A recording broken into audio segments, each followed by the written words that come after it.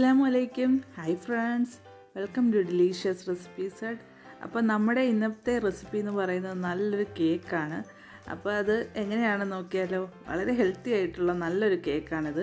അപ്പോൾ നമുക്ക് വീഡിയോയിലേക്ക് പോകാം. 1 കപ്പ് ഗോതമ്പ് പൊടി,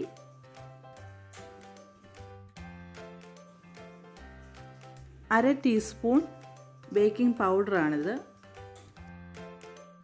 1/4 ടീസ്പൂൺ ബേക്കിംഗ് സോഡ, ഒരു നുള്ളു ഉപ്പ്, നല്ലതുപോലെ ഇതൊന്ന് മിക്സ് ചെയ്ത് കൊടുക്കാം. 2-3 പ്രാവശ്യം ഇതിനെ നന്നായിട്ടൊന്ന് അരിച്ചെടുക്കണം. ബേക്കിംഗ് സോഡയും ബേക്കിംഗ് പൗഡറും ഒക്കെ ഒരേപോലെ എല്ലായിടത്തും മിക്സായി കിട്ടാൻ വേണ്ടിയാണിത്. അതുകൊണ്ട് ഇത് സ്കിപ്പ് ചെയ്യരുത്. ഇതിലേക്ക് ഒരു 1/2 കപ്പ് പഞ്ചസാര ചേർക്കാം. ഇനി ഇതിലേക്ക് 2 മുട്ട വേണം. അപ്പോൾ ഇത് ഫ്രിഡ്ജിലാണെങ്കിൽ ഇതൊന്നും എടുത്ത് പുറത്ത് വെക്കണം.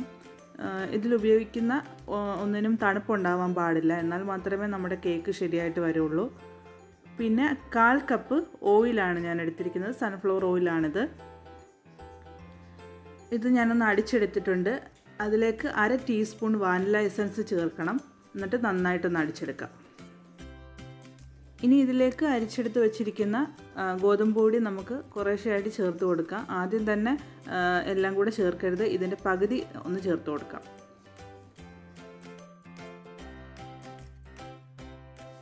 മിക്സ് ചെയ്യുന്ന സമയത്തും ഒരേ സൈഡിലേക്ക് തന്നെ മിക്സ് ചെയ്യാൻ നോക്കണം. അതുപോലെ തന്നെ ഒരുപാട് സ്പീഡ് കൂട്ടി മിക്സ് ചെയ്യരുത്, അത് പ്രത്യേകം ശ്രദ്ധിക്കുക. ഇനി ഇതിലേക്ക് ഒരു 1/4 കപ്പ് പാലും കൂടെ ഞാൻ ചേർക്കുന്നുണ്ട്. അതും കൂടെ ചേർത്ത് നന്നായിട്ടൊന്ന് മിക്സ് ചെയ്ത് കൊടുക്കാം. ഇനി ബാക്കിയുള്ള ഗോതമ്പ് പൊടിയും കൂടെ ഇതിലേക്ക് ചേർത്ത് കൊടുത്ത് നന്നായിട്ടൊന്ന് മിക്സ് ചെയ്തെടുക്കാം.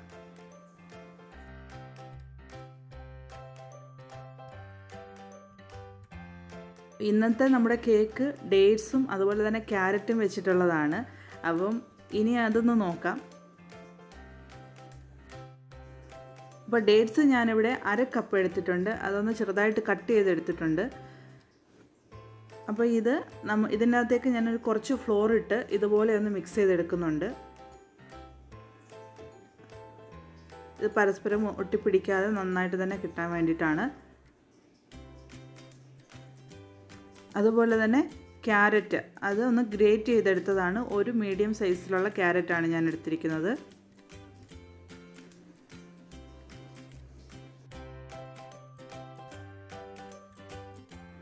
അപ്പോൾ ക്യാരറ്റും ഡേറ്റ്സും രണ്ടും ഇതിലേക്ക് ചേർത്ത് കൊടുത്ത് നന്നായിട്ടൊന്ന് മിക്സ് ചെയ്തെടുക്കാം.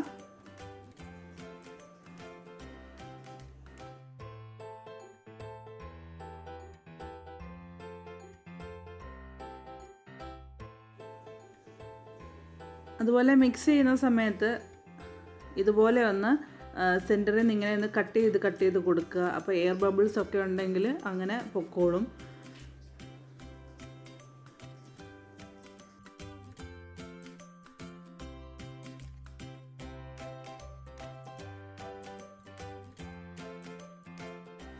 ഇനി ഇതിലേക്ക് വീണ്ടും ഒരു 2 ടേബിൾ സ്പൂൺ പാലും കൂടെ ഞാൻ ചേർക്കുന്നുണ്ട്.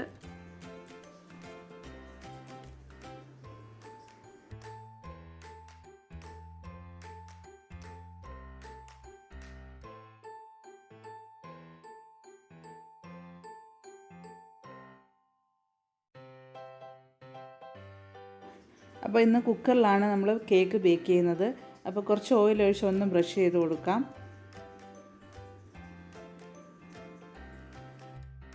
അപ്പോൾ ഇടയ്ക്ക് ഞാനൊരു ഇരുമ്പിൻ്റെ ഒരു പാന് 10 മിനിറ്റ് പ്രീ ഹീറ്റ് ചെയ്യാനായിട്ട് വെച്ചിട്ടുണ്ടായിരുന്നു. അപ്പം നമ്മൾ സ്ഥിരമായിട്ട് ഉപയോഗിക്കാത്ത ഏതെങ്കിലും പഴയതായാലും മതി. അപ്പോൾ ബാറ്റർ നമുക്ക് ഇതിനകത്തേക്ക് ഒഴിച്ചു കൊടുക്കാം.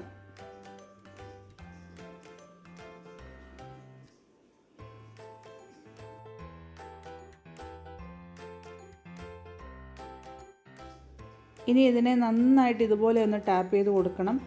ഇതിൻ്റെ ഉള്ളിൽ എയർ ബബിൾസ് ഒക്കെ ഉണ്ടാകുമ്പോൾ കേക്ക് കുക്കായി വരുന്ന സമയത്ത് ഹോൾസ് ഉണ്ടാവാൻ ചാൻസ് ഉണ്ട്. അതുകൊണ്ടാണ് ഇങ്ങനെ നന്നായിട്ട് തട്ടി കൊടുക്കുന്നത്. പിന്നെ ഇതുപോലെ കുറച്ച് ഡേറ്റ്സ് ഞാനൊന്ന് മാറ്റി വെച്ചിട്ടുണ്ടായിരുന്നു. അത് ഇതിൻ്റെ മുകളിലായിട്ട് നമുക്കൊന്ന് ഇട്ട് കൊടുക്കാം.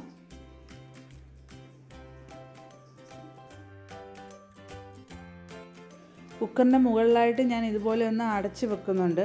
കേക്കിൻ്റെ മുകൾ ഭാഗം പൊട്ടി പോകാതെ ഇരിക്കാനായിട്ടാണ്.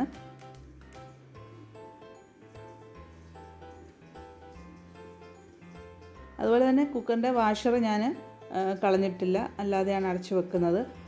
മുകൾ ഭാഗത്തും അതുപോലെ എന്തെങ്കിലും ഒന്ന് വെയിറ്റ് വെച്ചിട്ട് ക്ലോസ് ചെയ്ത് വെക്കാം, ഇല്ലെങ്കിലും കുഴപ്പമൊന്നുമില്ല. ഇതിൻ്റെ മുകളിൽ റിങ് വെച്ചിട്ട് അതിൻ്റെ മുകളിലായിട്ടാണ് കുക്കർ വെക്കേണ്ടത്.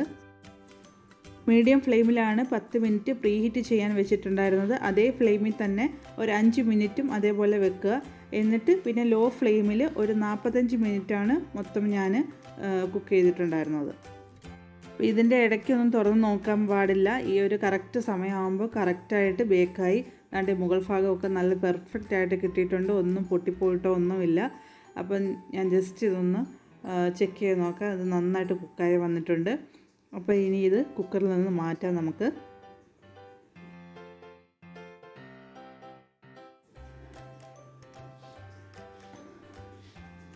അപ്പോൾ നമ്മുടെ കേക്കിൻ്റെ താഴ്വശമൊന്നും കരിഞ്ഞിട്ടോ ഒന്നുമില്ല, നല്ലൊരു കളറിൽ തന്നെയാണ് കിട്ടിയിരിക്കുന്നത്.